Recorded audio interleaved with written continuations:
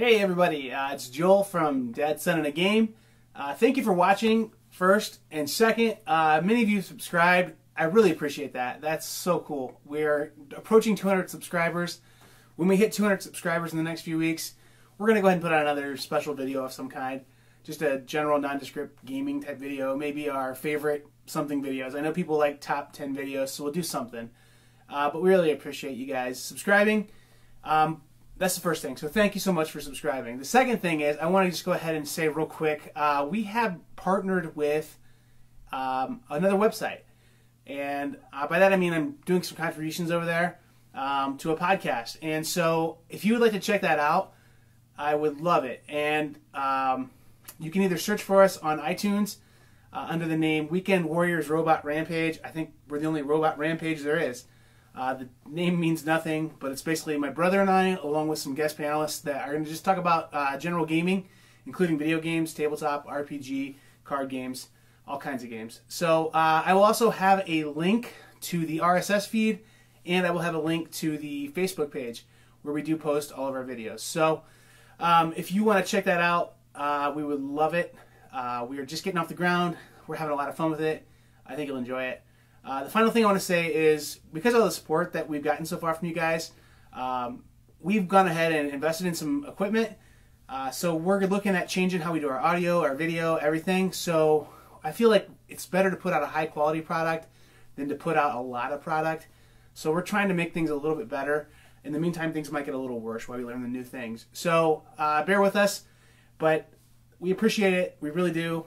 Luke and I are having a lot of fun doing this, and we hope that you guys have fun watching us. So, thanks again. Bye. Hello everybody, welcome to Dad, Son, and Game. I'm Luke. Today we're going to be looking at a game where you're in a comic book, you're a superhero, and you're fighting supervillains. Yep, he's very enthusiastic about this one. A good intro, by the way. And I'm Joel, I'm the dad, and we're going to take a look at Sentinels of the Multiverse.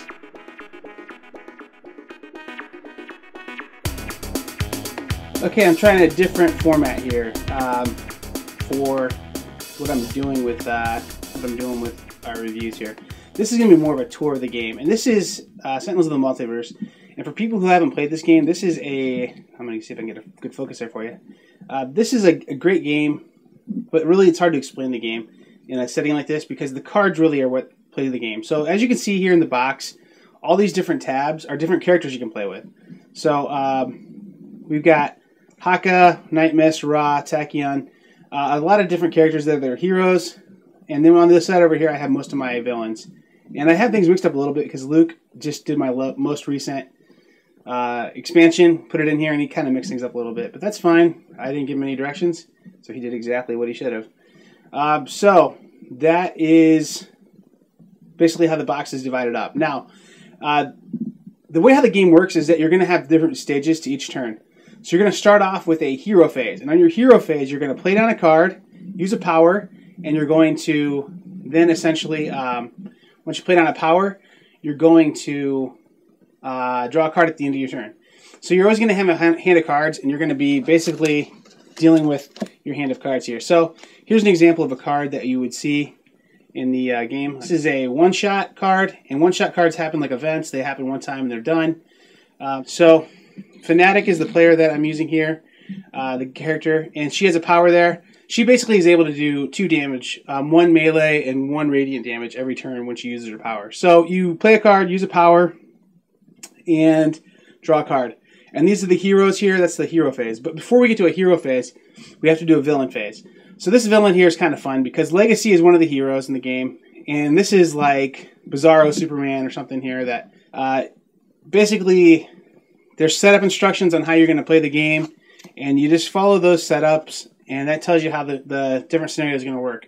Each villain plays a little differently, and there's different cards that come in each villain's deck. So some of them have, like, I wouldn't say minions, but they have different like little platforms that they use and things like that. So this guy's got several things here going on for him.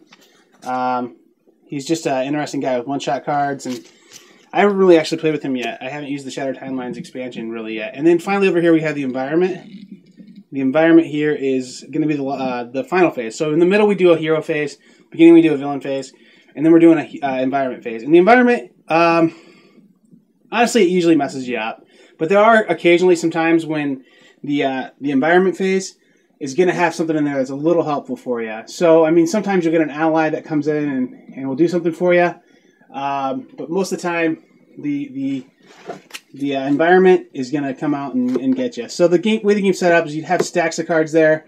You'd start off with a villain card, flip it over, do what the villain card says, play something from your hand of cards, and go from there. And it's a pretty fun little cooperative game. Very thematic. Not super heavy on like mechanics or gameplay, but it's just, I don't know, it's fun. The nice thing is, you look at all these characters here, they all play differently. So that's not how you play, but that's kind of a look at the components, and I guess a real rough idea of the mechanics of the game. It's a complex game in that it's so simple mechanically. You do the same things over and over again. You draw cards. Actually, that's the last thing you do. You play a card, play a power, and then draw a card. That happens for everybody, no matter what hero you have. But the powers are all different. The cards are all different. So it's hard to explain how to play the game because the cards really determine what's going to happen in the game. Same thing for the villains. Every villain plays a little different. Every environment plays a little different. But they all play with the same basic mechanic, which is, you know, you play cards to have things happen. So that's an idea of how this game works. So, Luke, what did you think of this game? The theme overall is quite amazing because you feel like you're the hero. You feel like you're saving all these bystanders, and yeah, just the theme fits very well.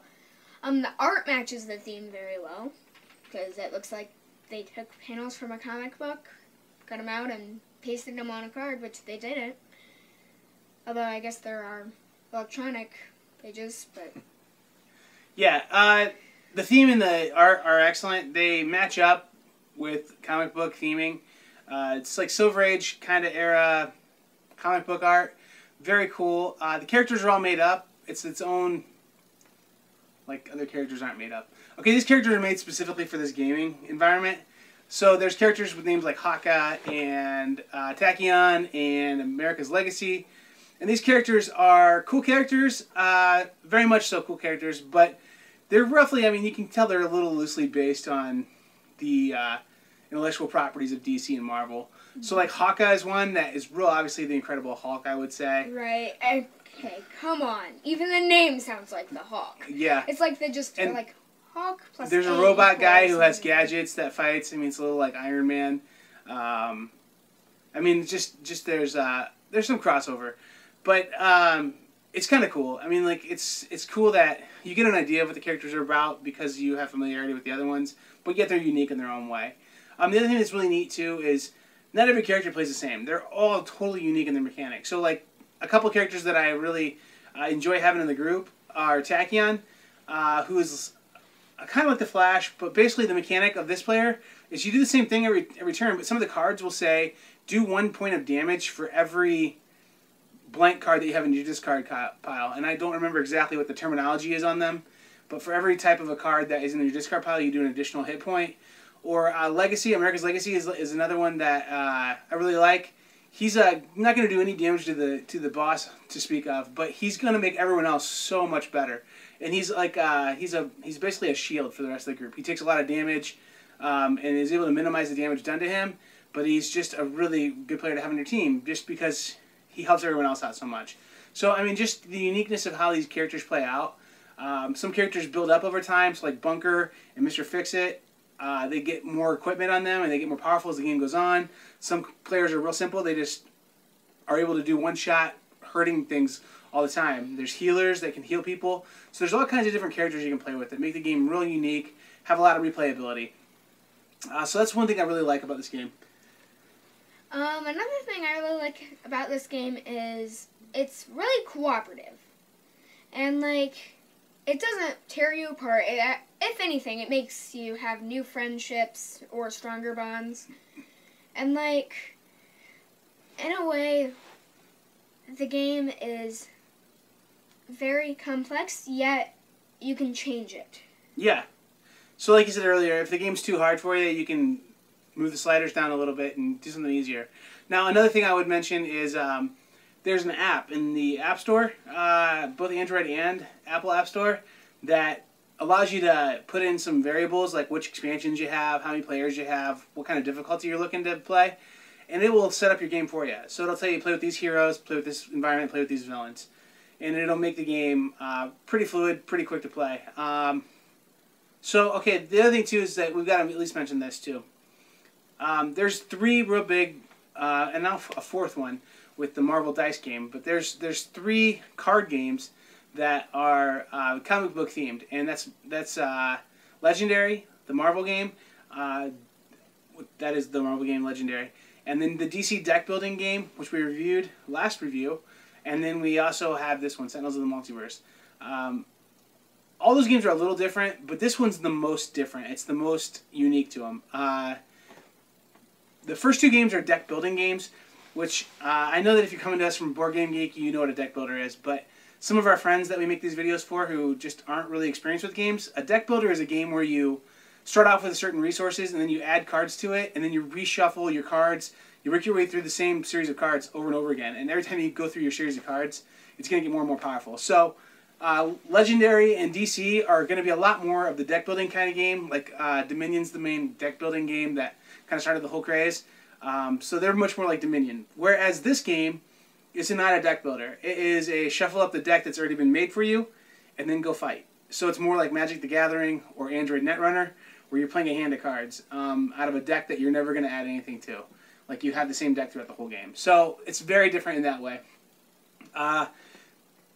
Is that good? Is that bad? I think it's good. I think this is enough different of a game that it's worth owning. We have the DC game, and I won't own Legendary just because the DC game I feel like has some strengths over the Marvel game and how quick it is to play and set up. So I don't own the other game because it's just real similar. This game, though, however, is enough different that I own both. I own Sentinels and I own not Legendary, the DC deck building game, because they're unique. And this is my favorite of those comic book games. Not head and shoulders above, but I definitely like it. And it's really dependent on having the right group. So something else I want to say is it's a game because there's definitely a victory condition, but it's cooperative. So you're not playing against anyone else. You're working together. And the game elements of it are second to the thematic and storytelling elements of the game. So it's not quite like a Tales of the Arabian Nights where you're telling a story and there's a game that goes along with it. There is a game there. But the game isn't heavy. The game isn't strategic. The game is a lot of luck on which cards you get. It's a lot of luck on how the characters work together. But it's all about just having fun and just playing out this thematic adventure that's a story. So that's kind of like where I'm going to leave it at. Very good game. I would definitely suggest it. And on a scale of 1 to 10 Batman cowls, I would give it an 8.5 Batman cowls. I actually have one more thing to say about the unique part of the game. Mm-hmm. It's kind of unique from every game in a way. Why is that? Just because, I don't know, it is kind of similar to Netrunner, yet Netrunner, you kind of are going against another player, mm-hmm. and